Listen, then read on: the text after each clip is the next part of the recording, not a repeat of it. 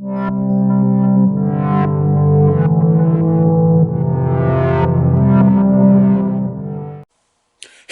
what's up there, YouTube friends? Grumpy Gamer Dad here, and welcome to Season 4, Episode 2 of Making the Nightmare. This is where I build Nightmare Before Christmas characters to decorate my lawn. It's a DIY project. It's a labor of love. I've been doing this for 4 years now, hence why I called it Season 4. In this episode, we will be building the Mare of Halloween Town from scratch, pretty much. We're going to use some PVC, some foam, craft foam, a bunch of different things. We're going to use a lampshade. Yes, a lampshade.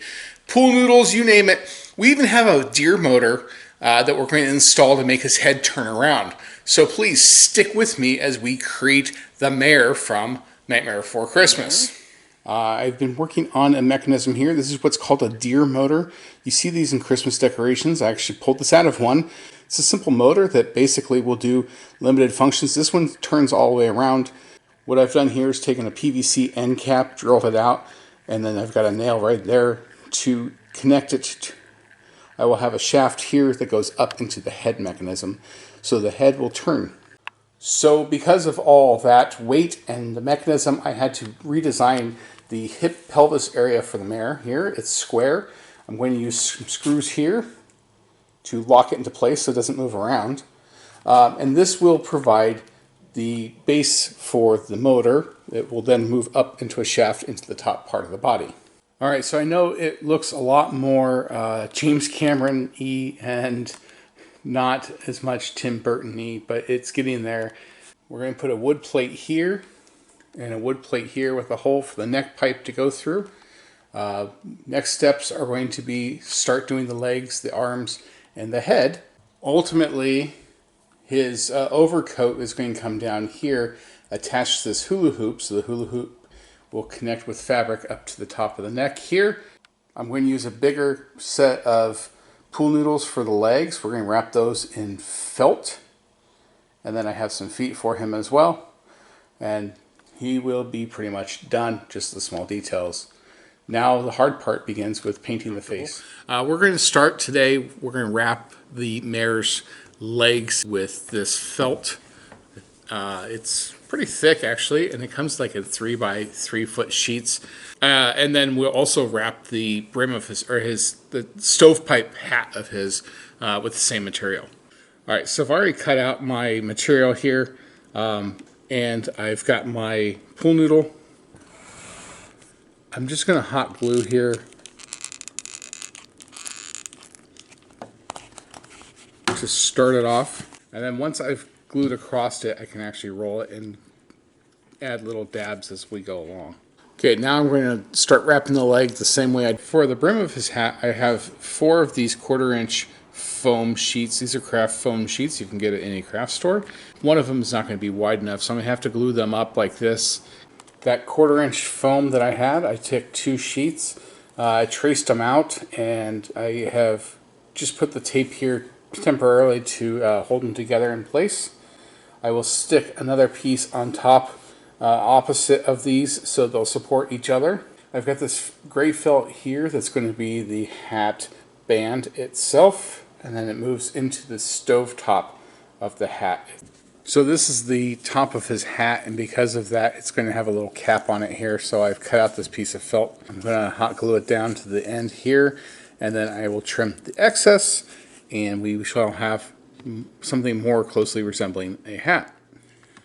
We're going to finally paint the hands. This is a plastic zombie hand that I had from before. I had drilled it into a piece of PVC and just used a zip tie to attach it there. Very crude, but you won't see it because the sleeve will come down to about here. So you can see it's got a plastic PVC shaft, and then there's a PVC to PVC connector, and then it goes up into the arm piece. I'm going to be using this for the flesh tones. It's a Craft Smart acrylic paint, and this is the color of coral. It should give a little bit of a fleshy look to it. Because I primed this plastic, it's going to paint on easier. I should be able to get this done in maybe 1-2 coats tops. I'll have to paint the top and then the bottom. You can see here I have 2 flesh colored hands. Now I just need to wait for this to dry and I can paint the nails. Yes, the mare's nails are painted red. Okay, so it may not look like it now, but this is going to be the mare's head. This is actually the shade of a pendant light from IKEA. It was like about $10, and you've got a pool noodle sticking out of the top. It actually has the right shape for the mare's head. So I'm going to hand paint both of his faces. This is a white primer and paint. It's flat, and I'm just going to prime it and wait for the paint to dry. So now I'm going to begin the process of painting the face. I've taped off the areas.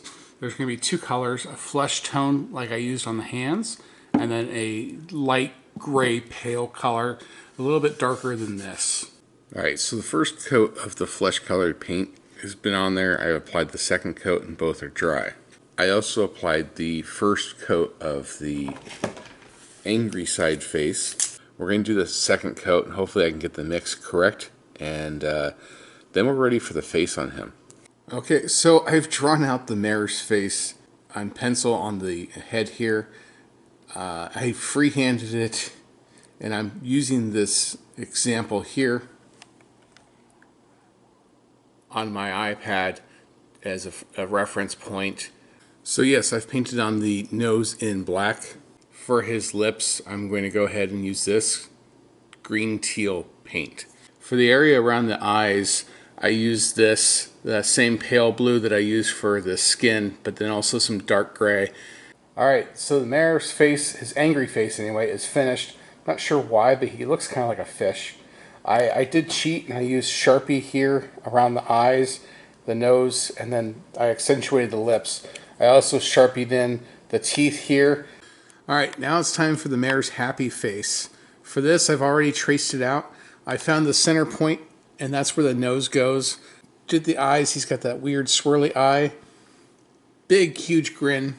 I basically want him to look like this. I just finished the first coat for his mouth. For the lips, I use this bright red. And for his teeth, I used that snow color. I did not mix any brown like I had with the angry side face. I already did his eyes and nose. I went over them with Sharpie just to outline them and clean up any brush marks that I made a mistake on. Alright, so I've completed the work on his face and his teeth. I outlined the lips with a thin black Sharpie. I used a little thicker on the sides here to kind of give it a little bit of shadow. On this side, I did a quick light dry brush of white over it, just to kind of tone down the teal of the lips. And make him look a little less fishy. I've screwed in this plate of plywood, that scrap wood I had, put the head shaft into there, and I've strapped down the motor with some zip ties. My wife completed the mare's chest piece. We've got white foam here for his shirt, white felt up here for his actual collar. She used black foam here for the spider, and then this thick 1/4 inch black foam here and here for his lapels. Okay, in some other off-camera work, my wife is working on the mare's badge. She has this sheet foam. She's mapped out lines about 1 inch across, so she has strips, and then cut those into roughly 3-inch long pieces. She also cut out a red circle and a white circle. On the white circle, of course, it just says Mare. With the little strips, she's folding them in half, and with the hot glue gun, she's gluing them down to the circle so it will look like a ribbon. And here is the completed mare's ribbon. My wife has been in the house working on the mare's outfit. He's got that long overcoat, and so you see here we've got it sewn around a hula hoop to give it that round effect. We still have to work on that shirt assembly here, white shirt with the spider in the center, and then the Mare badge that will go here. And here you go. Here's the completed Mare from The Nightmare Before Christmas. You can see he's got his pose there, his hands up by his hat. His hat is very impressive. I think he makes him stand about 8 feet tall, close to that. There's that plate in the face. The motor's not plugged in right now, so you're going to have to wait till Halloween night to see it. Honestly, this guy was the hardest thing I've ever built.